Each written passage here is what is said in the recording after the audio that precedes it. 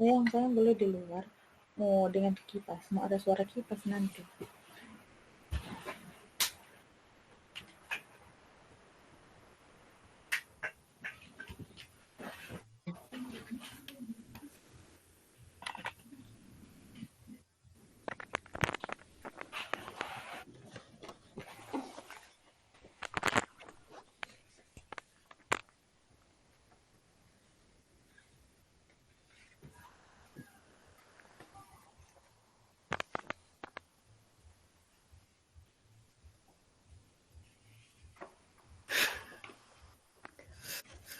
Pak Rifai suara rekam ini atau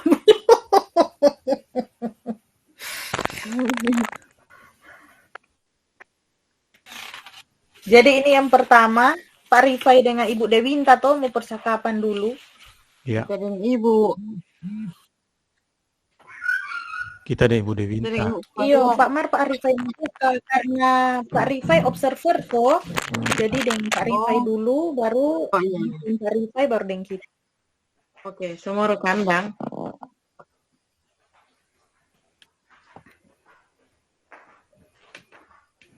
Sudah sejenis rekam itu. Maka baru sejenis rekam.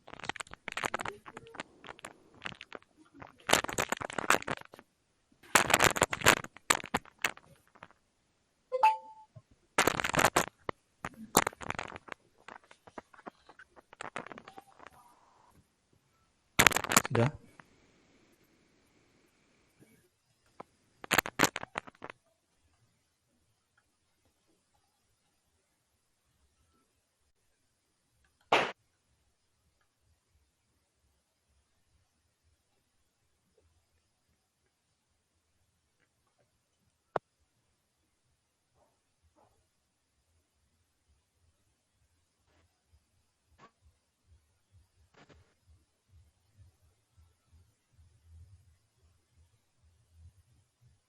Oke. Oke, semua mulai.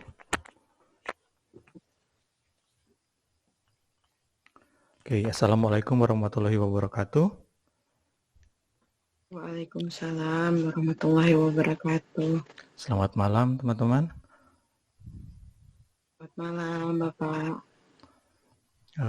Di malam hari ini, bersama-sama kita akan melaksanakan tugas demonstrasi kontekstual, melakukan coaching dengan 3 tugas yang ada, yaitu sebagai observer, yaitu pengamat, kemudian sebagai coach, dan sebagai coachee. Secara bergantian, kita akan melakukan dalam 3 siklus, sesuai dengan apa yang sudah kita tentukan sebelumnya. Di siklus yang pertama, saya akan bertindak sebagai pengamat, kemudian Ibu Dewinta akan bertindak sebagai coach, dan Ibu Valianti yang akan menjadi coachee. Kita akan masuk ke siklus yang pertama.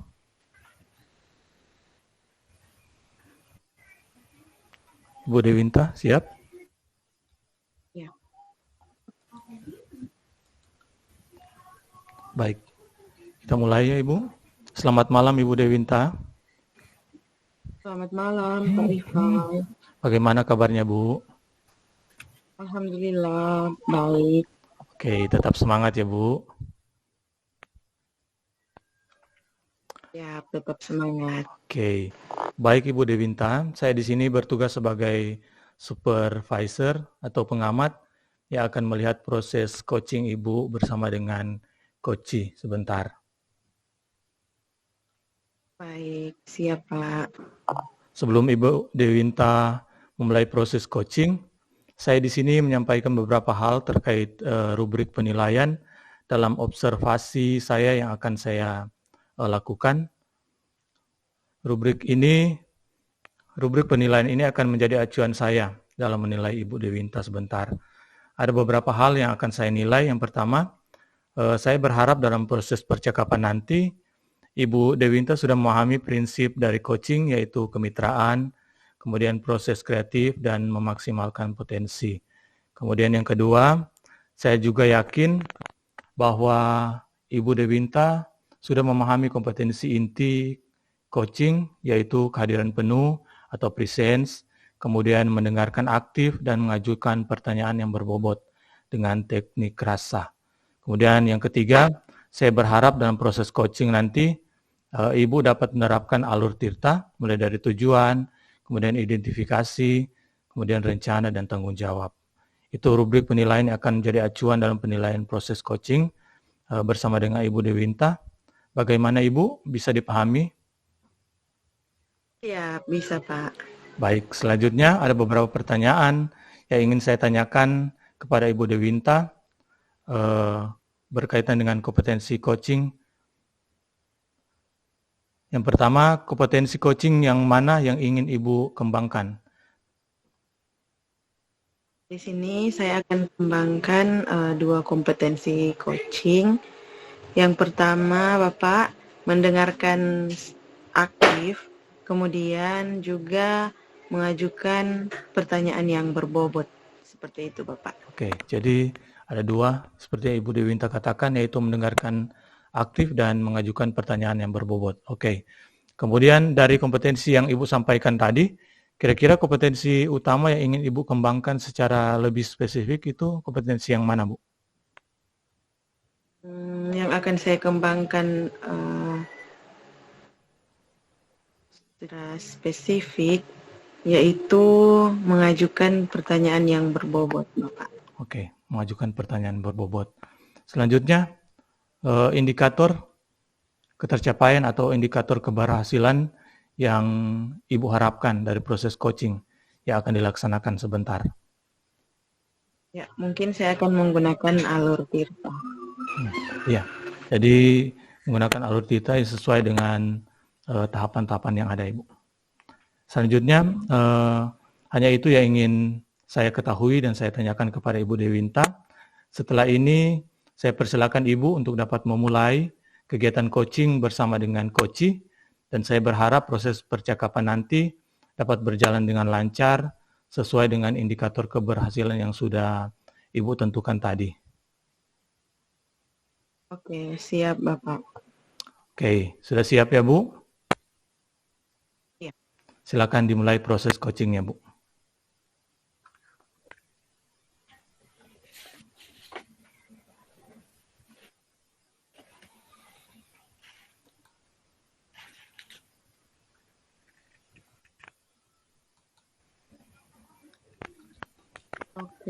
Oke, baik. Pada siklus pertama,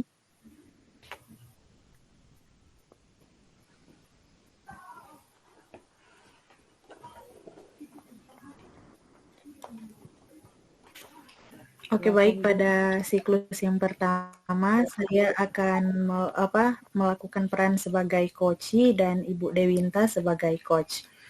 Oke, baik, kita akan mulai. Assalamualaikum warahmatullahi wabarakatuh. Waalaikumsalam Ibu Valianti.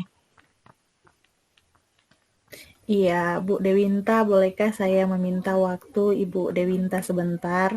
Ada beberapa hal yang ingin saya ceritakan dan apa yang saya rasakan di akhir-akhir kelas ini, Bu. Ya. Baik Bu Valianti, apa kira-kira yang mau Ibu Valianti ceritakan? Begini Bu Dewinta. Akhir-akhir ini saya merasa bahwa murid-murid di kelas saya yang saya ajarkan itu kurang antusias dalam menerima pembelajaran dari saya. Nah, selain itu, jumlah murid-murid saya yang mengerjakan tugas hanya 50% dari tiap kelas yang saya ajarkan. Waduh, jadi menurut Ibu Valianti, apa yang Ibu harapkan kira-kira dari obrolan kita saat ini, Bu? Yang saya harapkan, Bu, saya bisa mendapatkan solusi dari permasalahan saya tentang antusiasme murid-murid yang saya ajar di kelas saya, Bu. Nah, menurut Ibu Valianti, hal apa saja yang membuat murid-murid Ibu kurang antusias dalam pembelajaran bersama Ibu? Kalau saya ingat-ingat kembali ya Bu, ada beberapa hal yang menyebabkan murid-murid di kelas saya itu kurang antusias.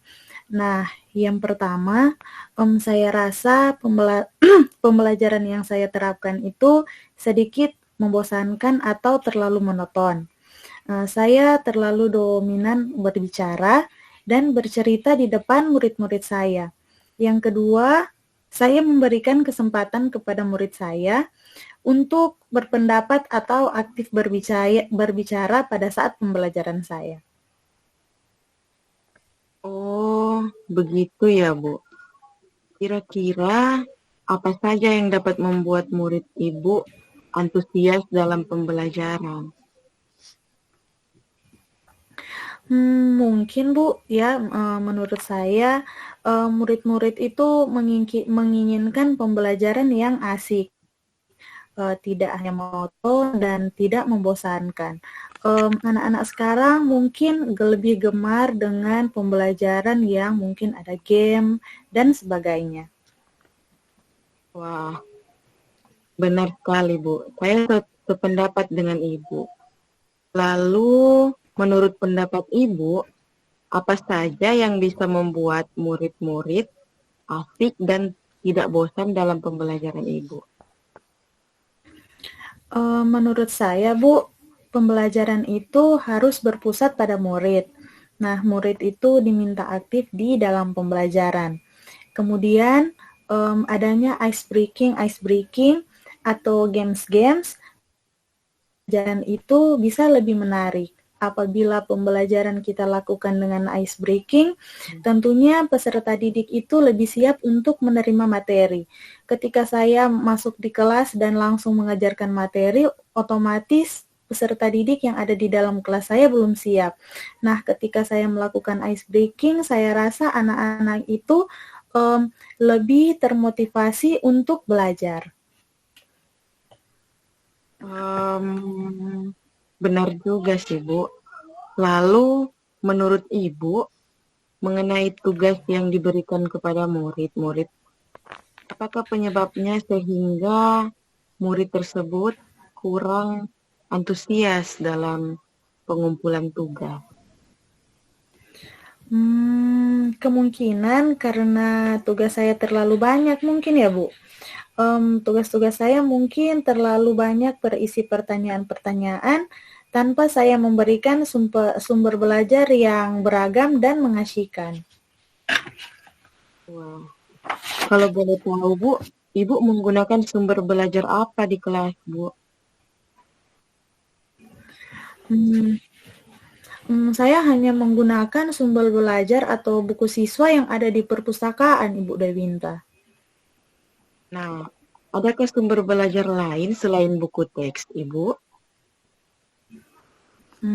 Saya rasa di dunia yang sudah modern atau teknologi yang sudah sangat canggih, saya pikir banyak sih Bu sumber belajar seperti YouTube atau artikel-artikel yang ada di blog, tulisan-tulisan ilmiah yang ada di internet, atau juga kita bisa menggunakan aplikasi yang tren seperti TikTok atau Reels di IG. Karena kan kebanyakan sekarang peserta didik kita sudah menggunakan sosial media. Nah, TikTok dan Reels IG ini pasti sudah sangat familiar dengan pengetahuan peserta didik yang ada di sekolah kita, Bu. Ya, betul sekali, Ibu. Saya yakin sekali bila Ibu bisa menggunakan berbagai macam sumber belajar, pasti akan membuat murid-murid antusias dalam pembelajaran. Kemudian mereka juga nanti lebih senang belajar dengan Ibu. Kemudian juga tugas-tugas pasti akan lebih baik dari yang kemarin. Nah, jadi sekarang apa rencana Ibu Valianti untuk menyelesaikan masalah ini kira-kira? Menurut saya, Bu, yang pertama yang akan saya lakukan yaitu merancang pembelajaran yang mengasyikan, sesuai dengan sumber belajar yang saya katakan tadi seperti video di YouTube, TikTok, Nah, kemudian yang kedua, saya akan memberikan tugas yang tidak terlalu banyak. Kemudian, bentuk tugasnya juga sesuai dengan minat dan bakat murid-murid saya. Istilahnya, saya akan melaksanakan pembelajaran berdiferensiasi. Nah, sehingga siswa ini atau murid-murid ini tidak terkesan dipaksa, akan tetapi mereka senang mengerjakan tugas. Nah, misalnya menggunakan bentuk drama, lagu, puisi, pantun, atau mungkin sampai dengan laporan digital. Ya. Bagus sekali rencana Ibu Valianti. Jadi menggunakan pembelajaran berdiferensiasi di mana lebih membuat pengetahuan anak lebih baik, kemudian juga membuat anak-anak lebih senang untuk belajar, dan juga ditentukan juga dengan kebutuhan anak, kemudian juga minat dan gaya belajarnya, ya kan Bu? Mudah-mudahan apa yang direncanakan oleh Ibu Valianti akan berhasil. Nah, kira-kira apa komitmen Ibu Valianti terhadap rencana ini? Yang akan saya lakukan itu Bu, rencana tanpa komitmen tentunya tidak akan berjalan dengan baik. Ketika saya menyusun rencana, nah komitmen yang akan saya buat itu yaitu saya akan selalu membuat rencana pembelajaran yang mengasyikkan. Nah, dengan menggunakan banyak sumber belajar untuk murid-murid ini dapat bereksplorasi materi. Nah, sehingga apabila murid-murid diberikan kebebasan, mereka dapat menjalankan merdeka belajar, dan saya akan membuat murid-murid saya itu senang dalam kegiatan eksplorasi materi tanpa ada unsur paksaan, dan saya akan serahkan pemilihan sumber belajar pada murid-murid saya sendiri. Wah, bagus sekali Bu Valianti. Saya sangat mendukung. Mudah-mudahan semua berjalan lancar dan sesuai harapan ya Bu. Iya, terima kasih Bu Dewinta sudah meluangkan waktu dengan saya untuk melakukan sharing. Mudah-mudahan kita semua bisa menjadi guru yang selalu dirindukan oleh murid-murid kita ya Bu. Amin ya Rabbal Alamin. Amin.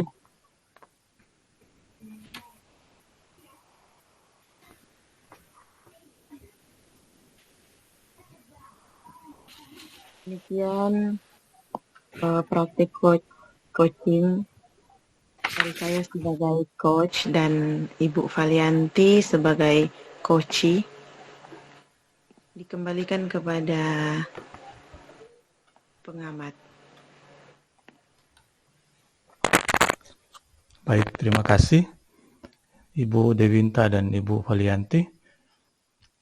Kemudian kita akan melaksanakan kegiatan selanjutnya. Saya sebagai pengamat dan juga Ibu Dewinta sebagai coach. Ya.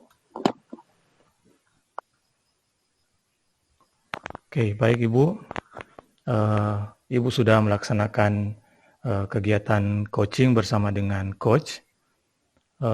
Di sini saya akan merefleksikan bersama-sama dengan Ibu kegiatan coach yang sudah Ibu laksanakan bersama dengan coach. Pertanyaan yang pertama, apa yang sudah Ibu Dewinta rasakan setelah melakukan proses coaching bersama dengan coach? Boleh diceritakan perasaan Ibu setelah menyelesaikan proses coaching tersebut? Ya, perasaan saya ketika melakukan proses coaching, di mana saya bertugas sebagai coach dan Ibu Valianti sebagai coachee, saya merasakan sangat luar biasa senang karena kemitraan yang ditimbulkan dalam kegiatan proses coaching ini dapat terlihat. Kemudian juga pada alur-alur tirta juga dapat dirasakan oleh saya sebagai coach dan dapat terlihat dari jawaban-jawaban Ibu Valianti sebagai coaching. Oke, luar biasa Bu. Selanjutnya apa yang sudah Ibu Dewinta lakukan dalam proses coaching? Kemudian apa yang sudah tercapai dari proses coaching yang sudah dilakukan oleh Ibu tersebut? Ya, proses coaching yang sudah kami lakukan tadi, kami melakukan coaching dengan menggunakan alur tirta, kemudian di dalamnya menanyakan tujuan, identifikasi, rencana aksi, dan tanggung jawab. Nah, menurut saya alur tirta tersebut itu sudah bisa menggali koci untuk menceritakan permasalahan dan menemukan solusi-solusi itu sendiri. Dan yang terlihat tadi, solusi yang ditimbulkan itu ide yang timbul dari koci, dari Ibu Valian. Oke, baik Bu. Apa yang sudah Ibu sampaikan sesuai dengan apa yang saya amati dari proses coaching yang sudah Ibu lakukan. Jadi terlihat bahwa betul seperti yang Ibu katakan bahwa proses coaching sudah dilakukan sesuai dengan alur tirta, yaitu terdiri dari tujuan. Jadi tadi Ibu sudah menyampaikan pertanyaan-pertanyaan, kemudian juga sudah mengidentifikasi masalah yang dihadapi oleh coaching, kemudian ada rencana yang sudah disampaikan dan tanggung jawab yang tentunya sudah disampaikan oleh coaching. Selain itu juga yang saya lihat yang sudah dilakukan oleh Ibu Dewinta sebagai coach, yaitu sudah melakukan prinsip coaching. Prinsip coaching sini ada kemitraan. Kemitraan ini terlihat ketika Ibu melakukan percakapan, tidak ada perbedaan kedudukan antara coach dengan coachee. Jadi kedudukan antara coach dan coachee itu terlihat sama. Kemudian proses kreatif terlihat ketika Ibu berusaha menggali kreativitas dari coachee dan sehingga coachee dapat mengeluarkan solusi-solusi terkait dengan masalah yang dihadapi. Kemudian ada memaksimalkan potensi terlihat ketika Ibu menyampaikan pertanyaan-pertanyaan yang berbobot. Kemudian pertanyaan-pertanyaan terbuka untuk memaksimalkan potensi dari seorang coachee. Dan yang terakhir, Ibu juga sudah melakukan kompetensi inti coaching, yaitu kehadiran penuh, mendengarkan secara aktif, kemudian mengajukan pertanyaan-pertanyaan yang berbobot. Ya. Baik, Pak. Iya, Pak. Oke, kompetensi apa lagi yang ingin Ibu Dewinta kembangkan untuk menjadi seorang coach yang lebih baik? Kompetensi yang ingin saya kembangkan atau yang ingin saya lakukan tentunya dengan cara lebih memahami lagi proses yang kita buat dalam melakukan coaching. Sehingga ketika kita melakukan coaching tersebut lebih baik lagi. Jadi kita akan melakukan coaching bukan hanya dengan rekan sejawat, bisa juga dengan orang-orang yang ada di sekitar kita. Misalnya di rumah ataupun dimanapun itu, kita bisa membantu orang tersebut dengan melakukan coaching tanpa mengeluarkan kata kita melakukan coaching, seperti itu. Oke, baik sekali Bu. Tentunya saya berharap teknik yang sudah digunakan oleh Ibu Dewinta sebagai coach dapat Ibu terus kembangkan dengan lebih maksimal lagi bersama dengan teknik-teknik coaching lainnya.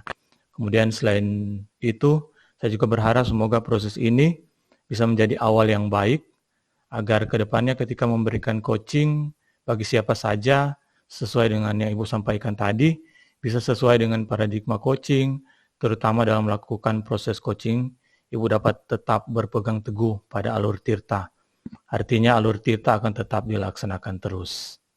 Oke, baik Bu, terima kasih. Sebuah proses coaching yang luar biasa, semoga bisa berdampak bagi Ibu ke depannya. Ya, amin. Terima kasih, Pak. Baik, saya akhiri. Selamat malam, Bu. Selamat malam.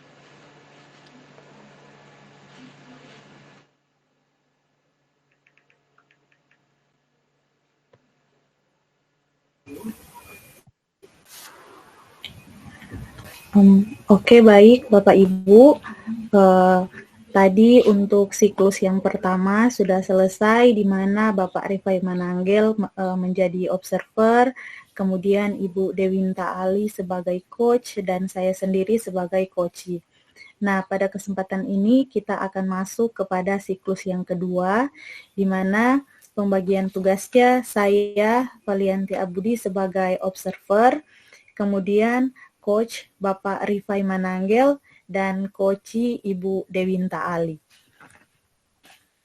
Nah, sebelum kita melakukan siklus yang kedua, saya sebagai observer ada beberapa pertanyaan yang ingin saya ajukan kepada Bapak Rifai selaku coach. Bisa Pak Rifai? Siap, Bu. Oke, baik. Sebelum kita masuk di pertanyaan, saya ingin menanyakan kabar Pak Rifai terlebih dahulu. Apa kabar Pak Rifai hari ini? Ya, luar biasa baik, Bu. Oke, luar biasa. Alhamdulillah ya.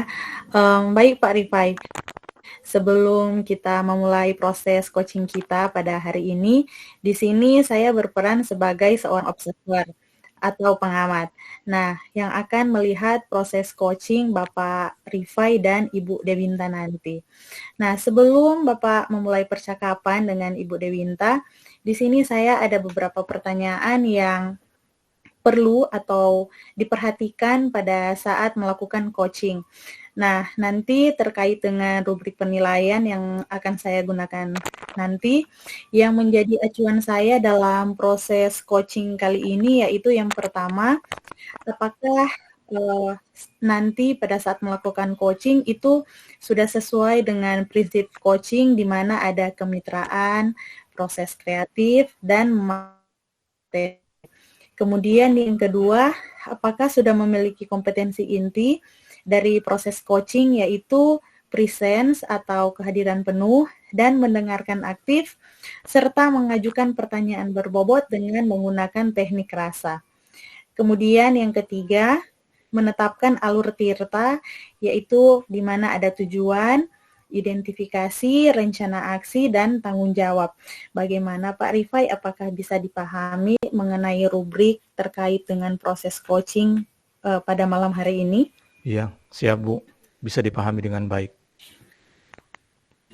Oke, sebelum kita memulai proses coaching, ada beberapa pertanyaan yang ingin saya tanyakan kepada Bapak Rifai, boleh ya Pak? Ya, silakan, Bu. Oke, boleh.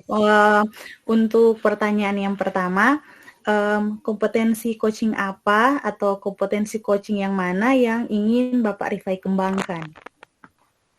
Ya, terima kasih. Jadi, untuk kompetensi coaching yang ingin saya kembangkan, yang pertama, mendengarkan secara aktif, kemudian yang kedua, mengajukan pertanyaan yang berbobot. Tapi tidak lupa juga kompetensi yang ketiga itu kehadiran penuh.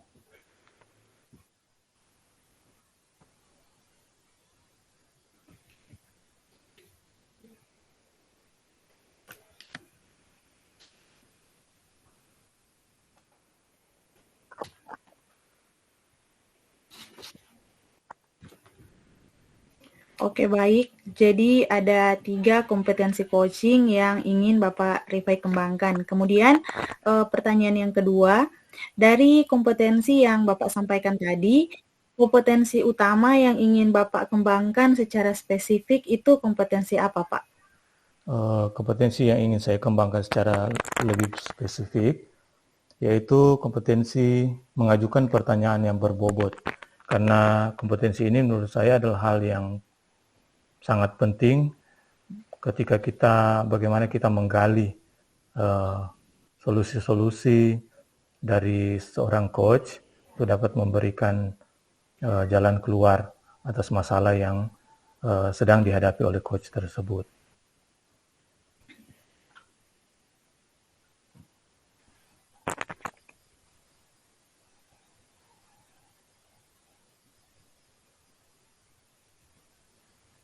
Oke, baik. Jadi kompetensi yang ingin Bapak Rifai kembangkan secara spesifik yaitu mengajukan pertanyaan yang berbobot. Pertanyaan terakhir dari saya, Pak, yaitu indikator ketercapaian atau indikator keberhasilan yang Bapak Rifai harapkan dari proses coaching yang akan dilaksanakan itu apa, Pak? Oke, indikator ketercapaian atau indikator keberhasilan yang saya harapkan terjadi yaitu saya dapat menerapkan proses coaching nanti sesuai dengan alur Tirta. Itu saya dapat melakukan tujuan, kemudian identifikasi, kemudian rencana, dan yang terakhir tanggung jawab. Selain itu saya juga memiliki indikator ketercapaian yaitu dapat melakukan kompetensi coaching yang sudah disampaikan tadi, yang menjadi faktor utama yaitu mengajukan pertanyaan yang berbobot. Jadi bagaimana saya dapat memberikan pertanyaan-pertanyaan yang mampu menggali kompetensi yang ada pada coach untuk dapat memberikan solusi-solusi yang terbaik atas masalah yang sedang coach hadapi.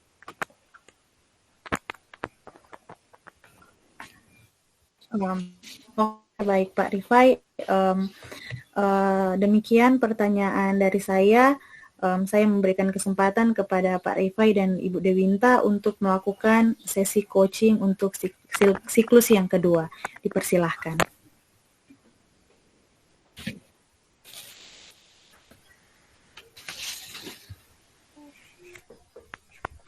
Oke, selamat malam Ibu Dewinta. Bagaimana kabarnya hari ini, Bu? Selamat malam, Bapak Rifai.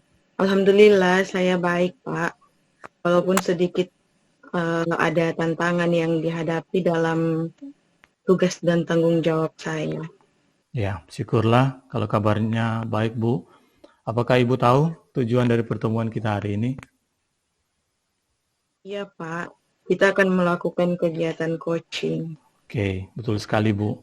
Tadi Ibu katakan bahwa ada sedikit tantangan dalam menjalankan tugas dan tanggung jawab. Apakah ada sesuatu yang dapat kita bicarakan atau kita bahas di saat ini? Iya, Pak. Saya sebenarnya sedang butuh teman untuk bercerita kegelisahan yang sedang saya rasakan. Oke, siap. Ayo kita bicarakan tantangan seperti apa yang sedang Ibu hadapi. Baik, terima kasih Pak untuk waktunya. Oke, sama-sama Bu. Jadi apa tantangan yang sedang Ibu hadapi sekarang? Iya Pak, jadi begini, saya kan guru yang baru beberapa bulan ditempatkan di sekolah ini.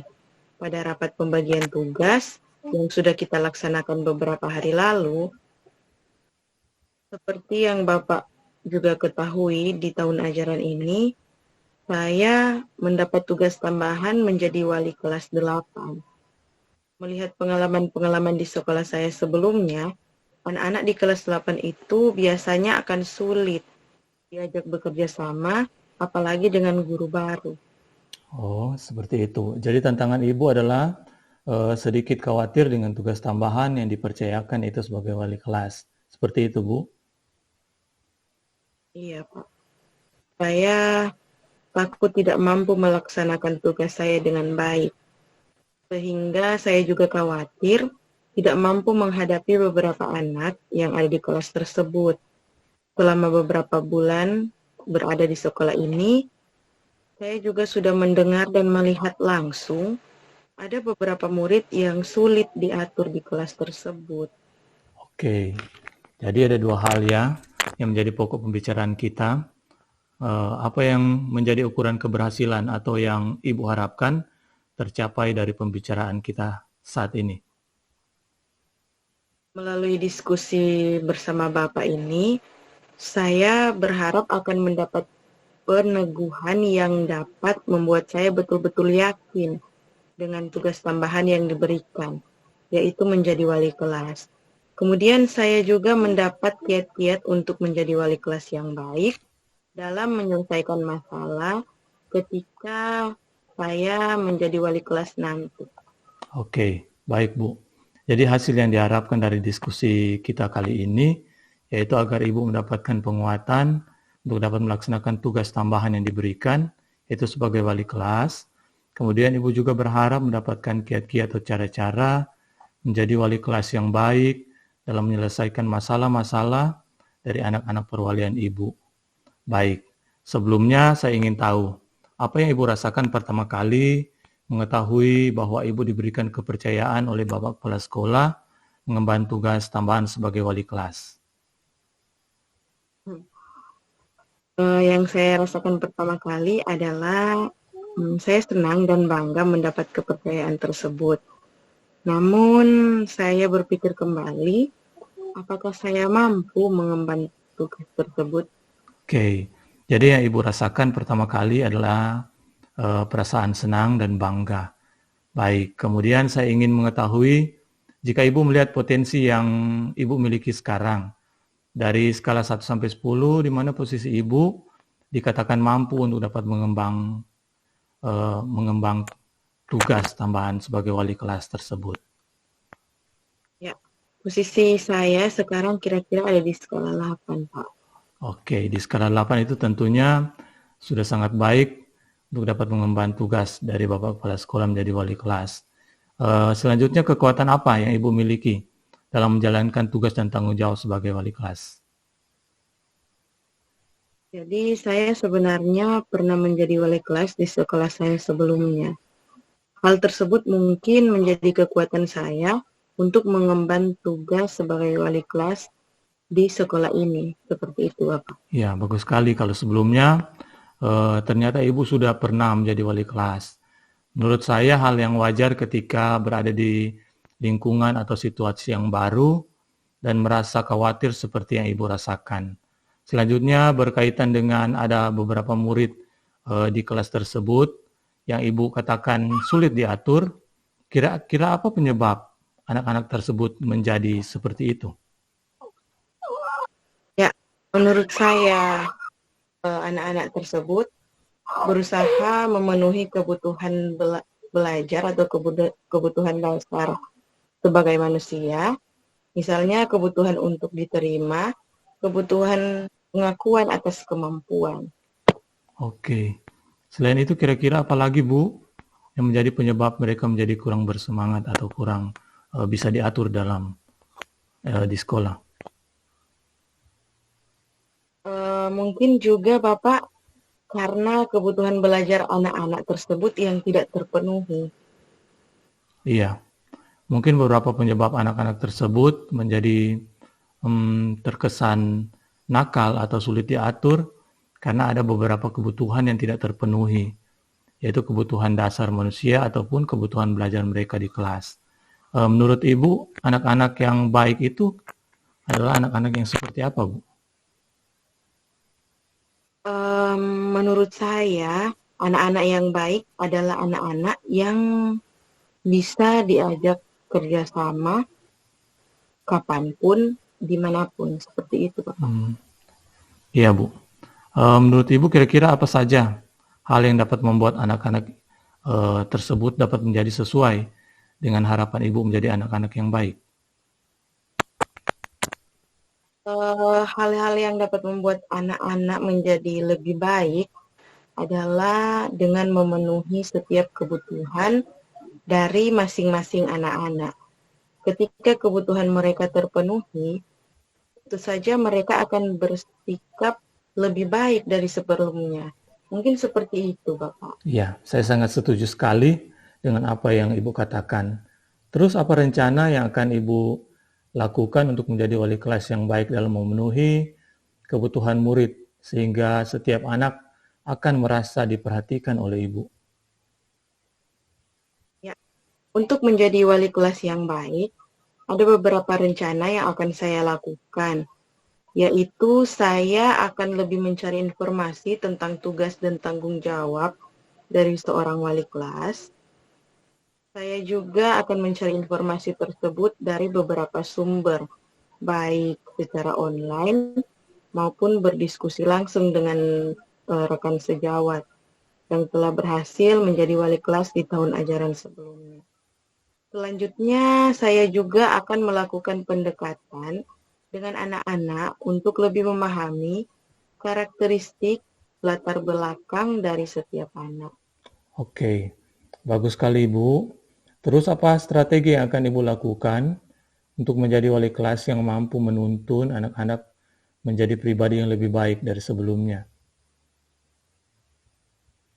Nah, beberapa strategi yang akan saya lakukan adalah membuat keyakinan kelas di awal tahun pelajaran untuk menumbuhkan budaya disiplin positif.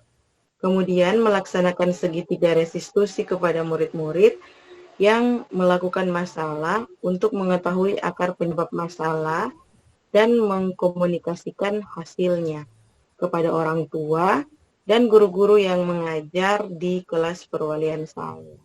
Tentu seperti itu. Ya, Ibu sudah mengetahui akar penyebab masalah yang menyebabkan anak-anak tersebut melakukan kesalahan. Kira-kira apa selanjutnya yang akan Ibu lakukan? Ya, mengajak orang tua dan guru-guru untuk dapat berkolaborasi memenuhi kebutuhan murid, baik kebutuhan dasar manusia maupun kebutuhan belajar murid. Oke, kalau tidak salah, Ibu juga mengajar di kelas perwalian Ibu tersebut ya, Bu? Iya, Bapak. Saya juga mengajar di kelas perwalian saya. Oke, kira-kira apa upaya lain yang akan Ibu lakukan dalam kapasitas Ibu sebagai guru mata pelajaran untuk dapat menuntun anak-anak menjadi pribadi yang lebih baik?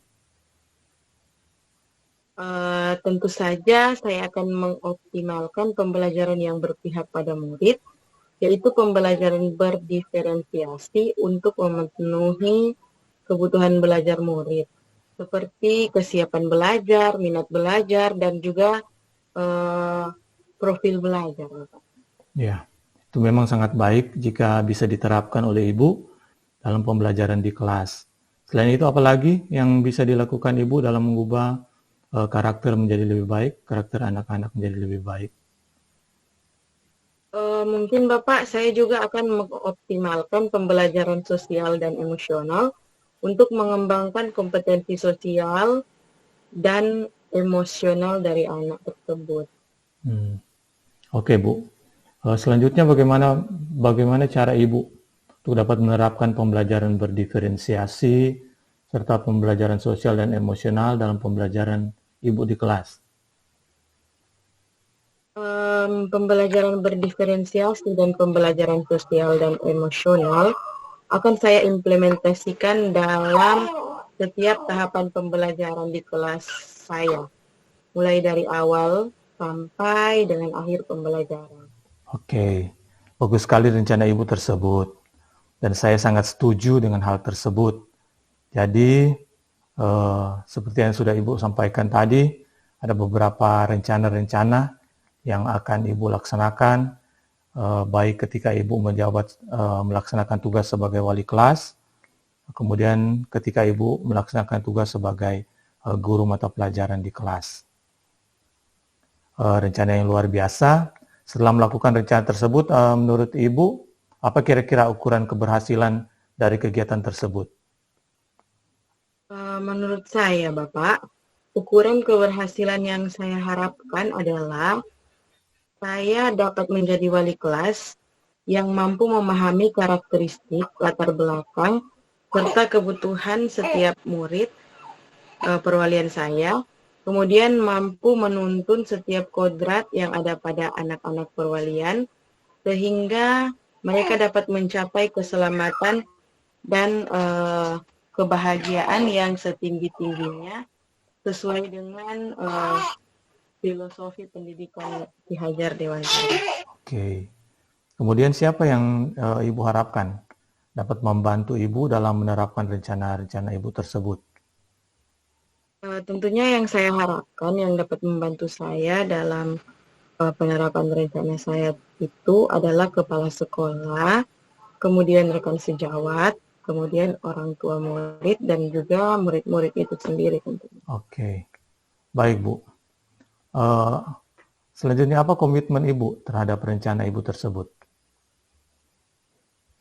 Saya berkomitmen untuk menjadi wali kelas yang mampu memahami kebutuhan murid, menjadi teladan dimanapun saya berada, serta selalu berdiskusi dan berkolaborasi dengan pihak-pihak yang terkait.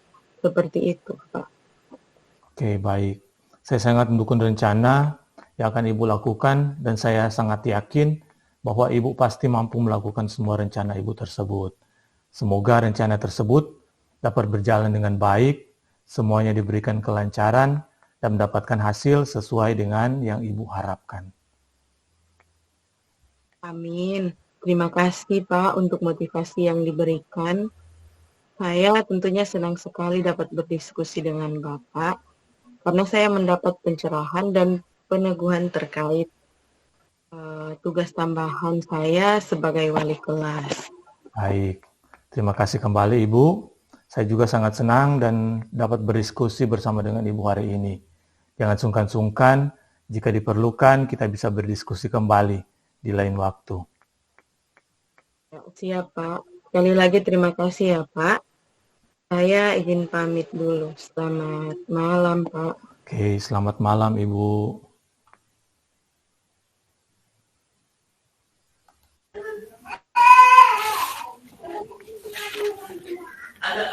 Oke, baik.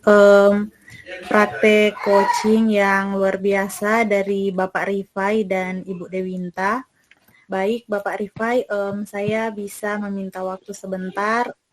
Setelah Bapak melakukan sesi coaching dengan Ibu Dewinta, ada beberapa pertanyaan yang ingin saya ajukan terkait dengan praktek coaching yang sudah Bapak lakukan tadi. Apakah bisa, Pak? Bisa, Bu. Oke, baik. Tadi Bapak Rifai sudah melaksanakan proses coaching dengan Ibu Dewinta dengan menggunakan alur Tirta.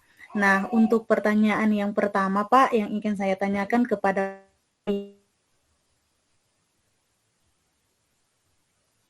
apa yang Bapak Rifai rasakan setelah melakukan proses coaching.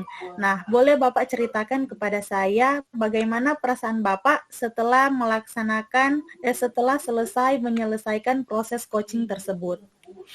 Oke, terima kasih. Jadi untuk perasaan yang saya rasakan setelah menyelesaikan proses coaching, yaitu merasa senang dapat bekerja sama dengan coach yang ada, kemudian dapat berdiskusi, memberikan pertanyaan-pertanyaan yang berbobot, untuk dapat menggali lebih dalam jalan keluar atau solusi-solusi yang diperlukan oleh coach. Kemudian saya juga dalam coaching bersemangat memberikan pertanyaan-pertanyaan yang sudah saya katakan tadi, pertanyaan-pertanyaan berbobot, kemudian bersemangat mendengar secara aktif apa yang disampaikan oleh coach untuk dapat menggali lebih dalam kebutuhan dari coach tersebut. Oke, baik. Jadi sesuai dengan kompetensi yang ingin Bapak Rifai capai di pada awal pra-observasi tadi. Nah, kemudian pertanyaan yang kedua, apa yang sudah Bapak Rifai lakukan dalam proses coaching? Kemudian apa yang sudah tercapai dari proses coaching yang sudah dilakukan? Baik, yang sudah saya lakukan dalam proses coaching yaitu melakukan prinsip coaching, kemitraan, kemudian proses kreatif, kemudian memaksimalkan potensi, kemudian saya juga berusaha semaksimal mungkin untuk dapat menerapkan kompetensi coaching di mana saya melakukan kehadiran penuh, kemudian mendengarkan secara aktif apa yang disampaikan oleh coach, dan saya juga mengajukan pertanyaan-pertanyaan yang berbobot untuk dapat menggali lebih dalam apa yang diharapkan oleh Koci. Dan selanjutnya saya sudah melakukan proses coaching dengan alur Tirta, yaitu melaksanakan tujuan, identifikasi, kemudian rencana dan tanggung jawab. Seperti itu, Bu. Oke, baik. Benar sekali Pak Rifai, sesuai dengan pengamatan saya tadi, Bapak Rifai dan Ibu Dewinta sudah luar biasa, sudah mempraktikkan praktek coaching dengan menggunakan alur Tirta, di mana sudah sangat jelas ada tujuan, ada identifikasi, ada rencana aksi, dan tanggung jawab. Nah, pertanyaan terakhir dari saya Pak Rifai yaitu kompetensi apa lagi yang ingin Bapak Rifai kembangkan untuk menjadi seorang coach yang lebih baik? Oke, baik. Jadi yang ingin saya kembangkan lebih dalam untuk menjadi seorang coach yang lebih baik, yaitu bagaimana saya dapat memiliki kompetensi mendengarkan secara aktif. Jadi menurut saya ketika kita dapat mendengarkan setiap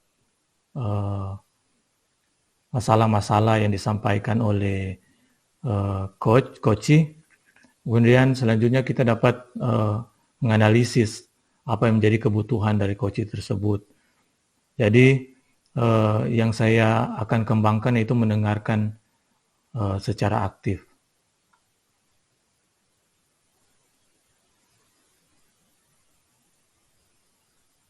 Oke, baik Pak Rifai. Nah, benar sekali dalam proses coaching ini, mendengarkan secara aktif itu merupakan kompetensi penting yang dilakukan agar proses coaching itu bisa berjalan dengan baik. Karena dengan mendengarkan secara aktif, kita dapat melakukan pertanyaan-pertanyaan berbobot yang dapat ditanyakan kepada coach, sehingga coach ini bisa menggali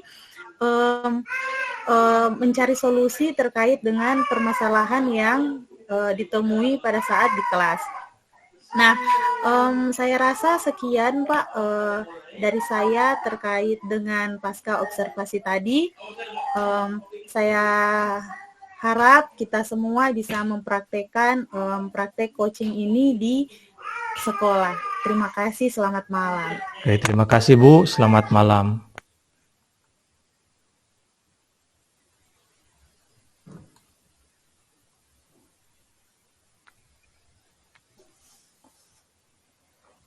Baik. Baik. Dan sekarang kita akan masuk di siklus 3, di mana yang menjadi observer saya sendiri, kemudian yang menjadi coach Ibu Valianti, dan menjadi coach Bapak Rifai. Apakah Bapak Rifai dan Ibu Valianti sudah siap untuk percakapan observasi ini? Ya, siap Bu. Tentunya sebelum kita melakukan percakapan observasi, saya sebagai observer akan memberikan pertanyaan kepada Ibu Valianti, yang dimana sebagai coach pada saat ini. Ya. Ibu Valianti, bisa saya minta waktu sebentar untuk memberi pertanyaan?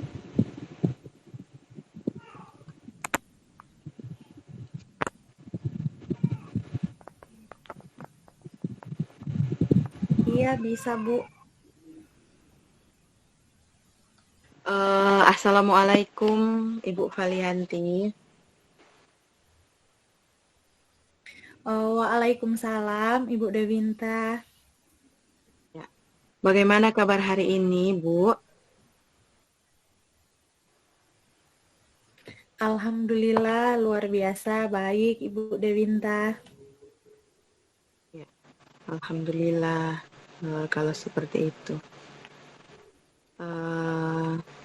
Ibu Valianti nanti akan melakukan proses coachingnya bersama dengan Bapak Rifai.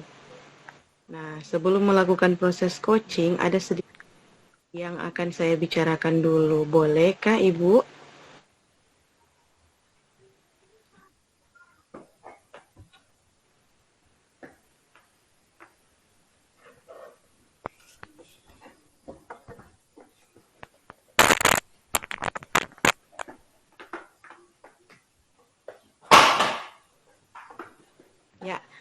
saya ulangi, Ibu Valianti, sebelum melakukan coaching bersama dengan Bapak Rifai, ada beberapa yang ingin saya bicarakan dengan Ibu. Bolehkah, Bu? Ya, boleh Bu. Ya, nanti saat coaching antara coach dan juga coachee akan saya amati dan akan saya nilai sesuai dengan rubrik penilaian coaching, seperti apakah yang sudah sesuai dengan alur Tirta atau belum. Kemudian apakah Ibu sudah memberikan pertanyaan-pertanyaan yang berbobot dengan kata kunci yang disampaikan oleh coachee, dan nanti juga saya akan mendengarkan respon atau jawaban dari coachee apakah sudah sesuai dengan pertanyaan yang nanti Ibu akan sampaikan. Dan jangan lupa ya Bu, harus sesuai juga dengan prinsip coaching, diantaranya kemitraan, proses kreatif, dan juga memaksimalkan potensi. Mungkin sebelum dilakukan proses observasi ini, ada sedikit yang bisa saya tanyakan, boleh Bu?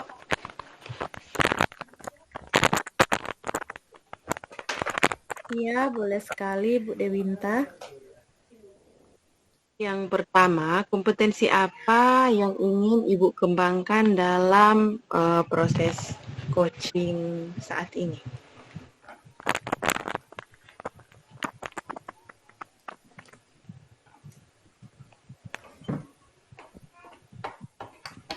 Oke, baik. Kompetensi yang ingin saya capai pada saat sesi coaching kali ini yaitu ada dua kompetensi, di mana yang pertama mengajukan pertanyaan berbobot dan yang kedua yaitu mendengarkan secara aktif, Bu. Ya, baik Ibu. Jadi Ibu ingin mengembangkan dua kompetensi tersebut, ya. Nah, di antara dua kompetensi tersebut, kira-kira yang mana lebih spesifik yang akan Ibu kembangkan atau Ibu akan lakukan observasi? Dari kedua kompetensi yang saya sampaikan tadi, mungkin kompetensi utama yang ingin saya kembangkan secara spesifik yaitu mendengarkan dengan aktif. Kenapa saya memiliki kompetensi ini? Karena saya rasa melalui mendengarkan aktif, saya bisa menggali potensi terhadap coachee. Nah, hal ini mencakup kemampuan mendengarkan saya secara mendalam, memahami perasaan yang disampaikan oleh coachee, dan merespon pertanyaan-pertanyaan dengan tepat yang diajukan oleh coachee. Baik Ibu, jadi yang akan Ibu kembangkan nanti adalah kompetensi mendengarkan secara aktif, mudah-mudahan kompetensi tersebut bisa terrealisasi dengan baik, dan saya persilahkan kepada Ibu dan Bapak Rifai untuk melaksanakan percakapan coaching saat ini. Silakan Ibu, saya persilakan.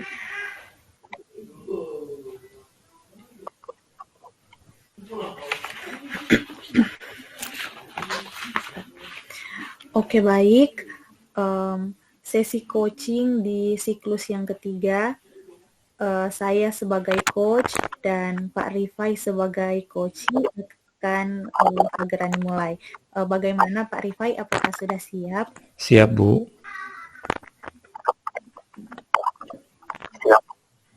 Oke, kita mulai ya Pak Rifai. Selamat malam Pak Rifai, apa kabar hari ini? Selamat malam Bu. Puji Tuhan, saya baik Bu. Oke, baik Pak Rifai. Bagaimana? Ada yang bisa saya bantu? Iya Bu Valianti. Saya ingin bercerita terkait tantangan yang saya hadapi di kelas pada saat pembelajaran.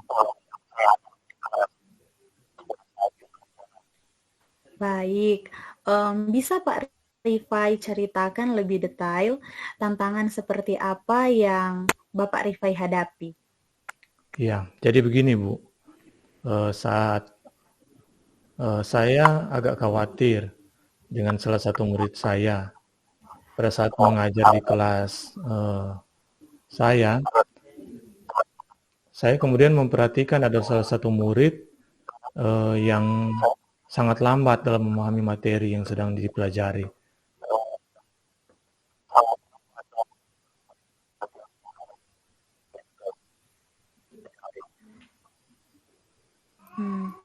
Oke baik, pertama-tama saya mengucapkan terima kasih kepada Pak Rifai karena sudah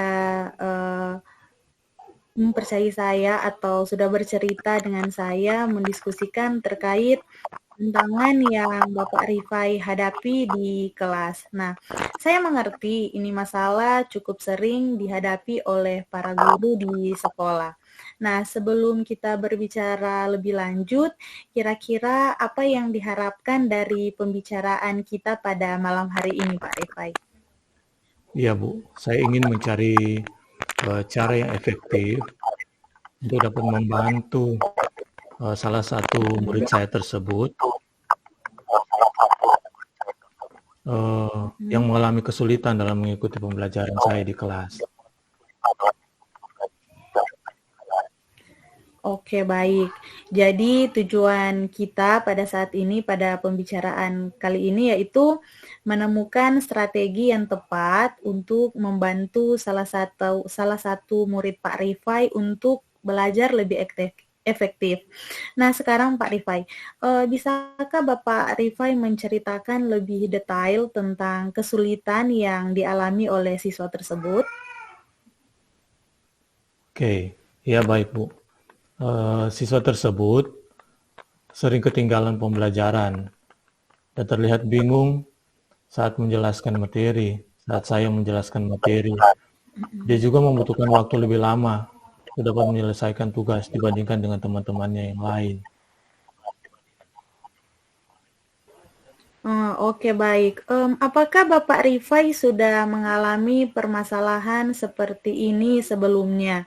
Jika Bapak sudah mengalami, biasanya Bapak Rifai melakukan hal apa terkait dengan permasalahan ini? Biasanya yang saya lakukan memberikan penjelasan tambahan, akan tetapi untuk kasus anak ini, saya sudah memberikan penjelasan tambahan, tetapi belum dapat memberikan hasil yang sesuai dengan yang saya harapkan.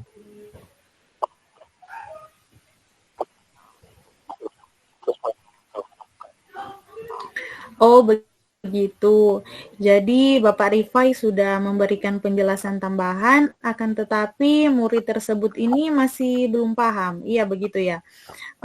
Menurut Bapak Rifai, apa saja faktor-faktor yang menyebabkan murid tersebut kesulitan memahami materi yang diajarkan oleh Bapak Rifai? Saya rasa kesulitan memahami materi karena anak tersebut belum memiliki keterampilan dasar yang diperlukan dapat memahami konsep yang lebih kompleks. Selain itu, anak tersebut terlihat tidak paham dan metode pengajaran kurang menarik dan belum sesuai dengan gaya belajar dari anak tersebut, Bu Folianti.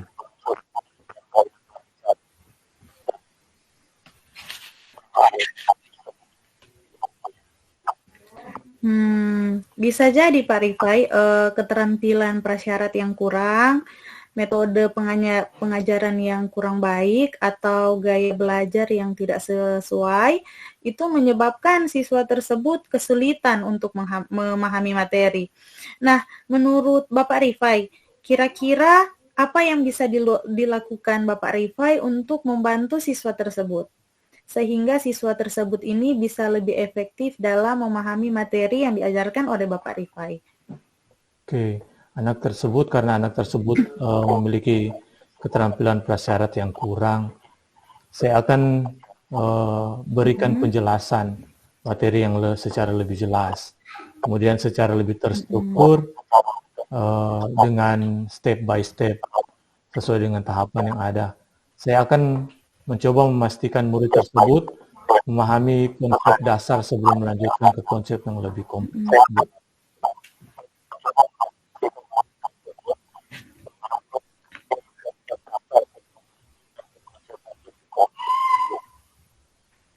Oke, baik. Tadi Bapak Rifai menyebutkan bahwa salah satu faktor yang mempengaruhi selain keterampilan prasyarat yang kurang, yaitu metode pengajaran yang kurang baik atau tidak sesuai dengan gaya belajar. Nah, menurut Bapak Rifai, strategi apa yang digunakan untuk dapat membantu siswa tersebut?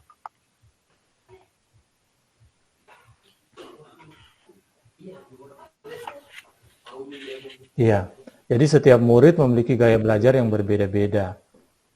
Saya akan memperhatikan kebutuhan mereka secara individu, yaitu masing-masing murid, dan memberikan pendekatan sesuai dengan tingkat pemahaman dan kecepatan belajar mereka.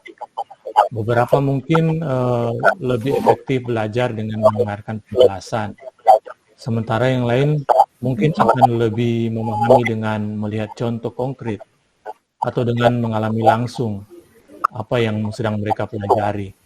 Mungkin saya bisa mencoba metode pembelajaran yang lebih visual atau praktikal.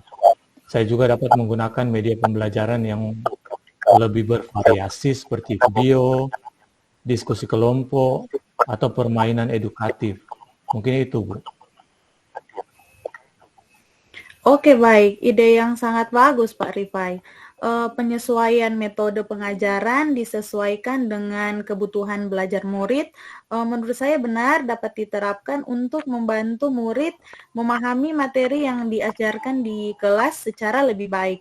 Nah, menurut Pak Rifai, selain itu, apalagi yang bisa dilakukan Bapak Rifai untuk meningkatkan kemampuan siswa ini dalam memahami materi? Ya, yang akan saya lakukan ada beberapa lagi. Yang pertama, saya akan memanfaatkan sumber daya tambahan seperti buku pelajaran tambahan atau perangkat lunak pendidikan yang interaktif untuk dapat memperkuat pemahaman murid. Kemudian yang kedua, saya juga dapat mengajarkan materi dengan menggunakan pendekatan berbasis masalah, di mana murid diajak untuk menerapkan konsep-konsep yang dipelajari dalam konteks situasi nyata atau masalah yang relevan. Kemudian yang ketiga, saya juga dapat memfasilitasi pembelajaran kolaboratif, di mana murid dapat bekerja sama dalam kelompok untuk dapat memecahkan masalah atau menyajikan materi. Ini dapat membantu saya rasakan ini dapat membantu mereka untuk dapat saling belajar satu dengan yang lain. Mungkin seperti itu, Bu. Oke, baik sekali ya rencana dari Bapak Rifai ini. Kemudian, adakah rencana lain? Tadi Bapak Rifai sudah menyebutkan ada beberapa rencana yang akan Bapak Rifai lakukan. Yang ingin saya tanyakan, mungkin Bapak Rifai terpikirkan rencana lain yang lebih terstruktur yang bisa diterapkan untuk memenuhi kebutuhan siswa tersebut? Mungkin ada beberapa lagi yang bisa saya lakukan. Misalnya melakukan evaluasi berkala untuk dapat memantau pemahaman murid. Saya dapat memberikan umpan balik yang konstruktif dan memberikan mereka kesempatan untuk dapat memperbaiki kekurangan mereka. Selanjutnya, mungkin saya juga dapat melakukan, selain memberikan bantuan kepada murid yang kesulitan, saya juga dapat mengadakan kelas remedial untuk dapat memperkuat pemahaman dasar dan kelas pengayaan untuk dapat tantangan untuk lebih lanjut bagi murid yang lebih cepat memahami. Dan yang ketiga, mungkin setelah saya pikir-pikir, saya juga dapat melibatkan orang tua atau wali murid untuk dapat mendukung proses belajar mereka di rumah. berbagi informasi tentang materi yang diajarkan dan memberikan saran tentang cara memfasilitasi pemahaman di rumah. Mungkin seperti itu, Bu Olianti. Wow, luar biasa sekali ya Pak Rifai. Ada banyak sekali yang rencana-rencana yang Bapak Rifai katakan tadi. Melalui yang saya dengar tadi, bisa saya rangkum di sini ada beberapa yang akan Bapak Rifai lakukan, di mana saya mendengar tadi Bapak Rifai akan memberikan materi step by step dan lebih terstruktur kepada siswa tersebut untuk memperbaiki keterampilan prasyarat yang kurang. Kemudian Bapak Rifai mengatakan tadi akan menyesuaikan metode pembelajaran yang disesuaikan dengan kebutuhan murid tersebut. Ada pemanfaatan media yang bervariasi, kemudian mengajarkan materi dengan pendekatan berbasis masalah dan pembelajaran kolaboratif. Kemudian Bapak Rifai tadi mengatakan bahwa akan melakukan evaluasi dan umpan balik secara berkala. Dan yang terakhir, saya mendengar Bapak Rifai bilang kalau akan melibatkan orang tua untuk mendukung proses belajar siswa. Luar biasa. Kemudian yang ingin saya tanyakan Pak Rifai, kira-kira siapa yang dapat membantu Bapak Rifai untuk menjalankan rencana-rencana yang Bapak Rifai katakan tadi? Kan tadi Bapak Rifai rencananya ada banyak. Siapa yang dapat membantu Bapak Rifai melaksanakan? Ya, yang saya harapkan dapat membantu saya dalam melaksanakan rencana saya. Yang pertama tentu saja kepala sekolah atau tim pendidikan. Saya berharap dapat berkolaborasi dalam menyusun strategi pembelajaran berdiferensiasi, kemudian berbagi praktik baik, serta menyediakan sumber daya atau dukungan tambahan untuk dapat memastikan semua murid dapat mendapatkan bantuan yang sesuai dengan kebutuhan mereka. Selanjutnya yang saya harapkan yaitu guru yang bertanggung jawab dalam mengidentifikasi kebutuhan belajar murid, di mana mereka dapat menyusun rencana pembelajaran yang sesuai, kemudian memberikan bimbingan intensif, dan memberikan umpan balik yang konstruktif pada murid. Dan yang terakhir yang saya harapkan dapat membantu saya dalam melaksanakan rencana saya itu orang tua murid atau wali murid yang berperan dalam mendukung pembelajaran di rumah, melibatkan diri dalam komunikasi dengan guru untuk dapat memahami kebutuhan dan kemajuan anak, serta mereka juga dapat memberikan dukungan moral dan motivasi kepada murid. Seperti itu, Bu Folianti. Oke, baik. Nah, apa komitmen Bapak Rifai terhadap rencana aksi yang sudah Bapak buat tadi? Ya, komitmen saya terhadap rencana yang telah saya buat, yaitu saya akan secara konsisten dan secara kolaboratif dapat mengimplementasikan strategi yang telah saya susun, kemudian memberikan dukungan yang terus-menerus kepada murid yang memiliki keterampilan bersyarat yang kurang, serta melakukan evaluasi secara berkala untuk dapat menyesuaikan pendekatan dan memastikan pencapaian kemajuan yang signifikan dalam memahami materi. Luar biasa ya Pak Rifai, saya yakin dengan rencana dan komitmen yang sudah Bapak Rifai buat, pemahaman murid di kelas Bapak ini akan meningkat. Mungkin adakah hal lain yang ingin kita bicarakan pada pembicaraan kita kali ini Pak? Saya rasa sudah cukup ya Bu. Terima kasih telah berdiskusi dengan saya. Oke baik, terima kasih kembali Pak Rifai. Semoga sesi coaching kita kali ini dapat bermanfaat untuk perbaikan pemahaman materi siswa di kelas Bapak. Saya siap membantu Bapak kapan saja di saat Bapak membutuhkan. Selamat malam Pak Rifai. Ya, terima kasih Bu. Selamat malam.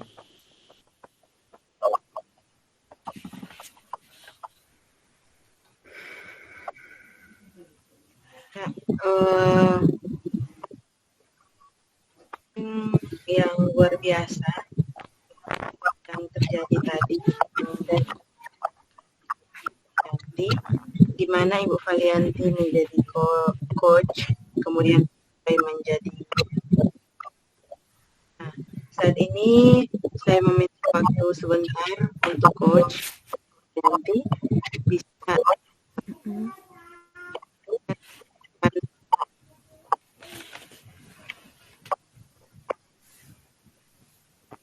karena kita ketahui observasi dan proses observasi tadi, bagaimana perasaan Ibu Valianti setelah kegiatan coaching tersebut?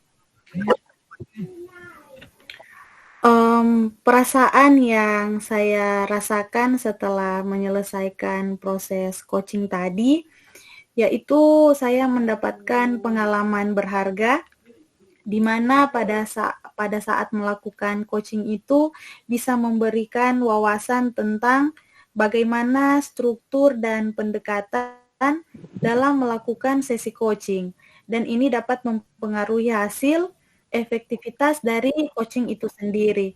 Nah, pada saat melakukan sesi coaching tadi ada beberapa tahapan yang saya lakukan bersama dengan rekan saya, Bapak Rifai. Ternyata dalam sesi coaching ini kita benar-benar dilatih untuk bagaimana cara mendengarkan secara aktif, di mana sebagai coach saya harus bisa hadir sepenuhnya dan fokus untuk benar-benar mendengarkan percakapan serta membiarkan coach berbicara tanpa saya menginterupsi atau memotong. Kemudian sebagai coach juga saya dilatih bagaimana cara mengajukan pertanyaan-pertanyaan terbuka yang dapat mempraktikkan empati dan kepekaan saya dalam mengelola pikiran dan emosi sendiri, Bu Dewinta. Jadi memang terlihat dalam proses coaching merupakan pengalaman saya kan, Bu. Nah, kemudian ya.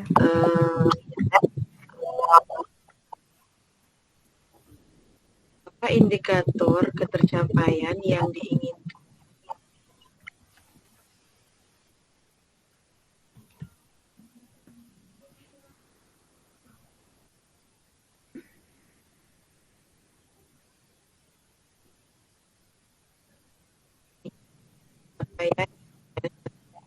Coaching tersebut apakah sudah sesuai dengan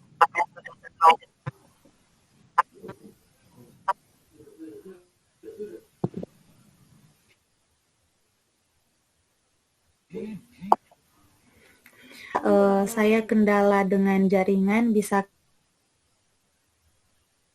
Kak Dewinta mengulangi pertanyaan? Pada proses coaching tersebut apakah sudah sesuai dengan alur tercapaian?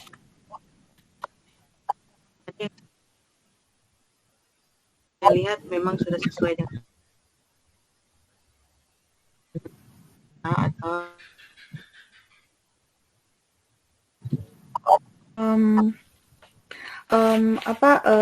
menurut saya hal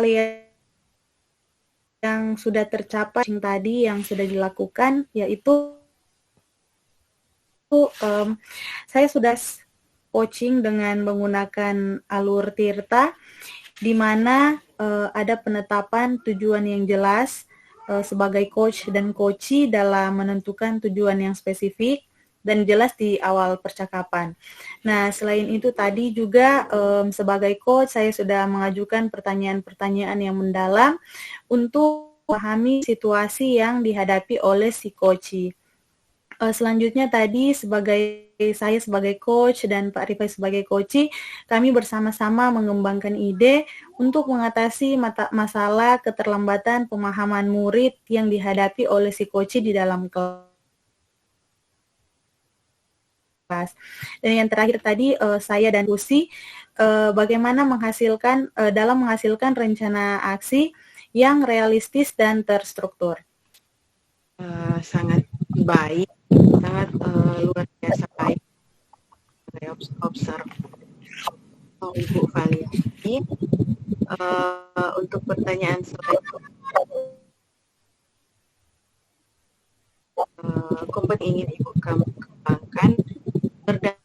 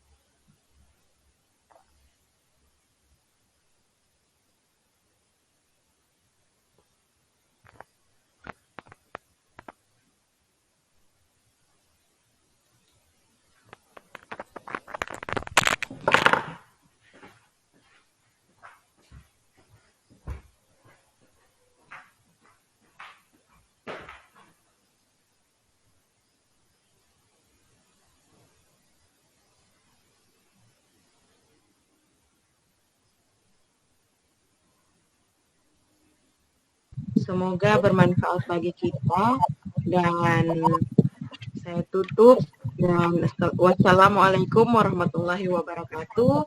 Selamat malam.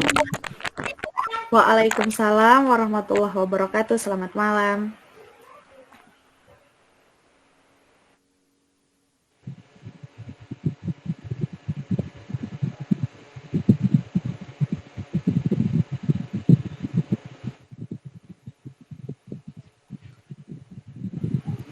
Oke, baik Bapak Ibu, praktek coaching kita dari siklus 1, siklus 2, dan siklus 3 sudah selesai. Mungkin ada tambahan yang akan disampaikan oleh Bapak Rifai sebelum kita menutup sesi coaching kita dalam rangka pemenuhan tugas di demonstrasi kontekstual. Pada Bapak disilahkan. Baik, terima kasih untuk kesempatan yang diberikan.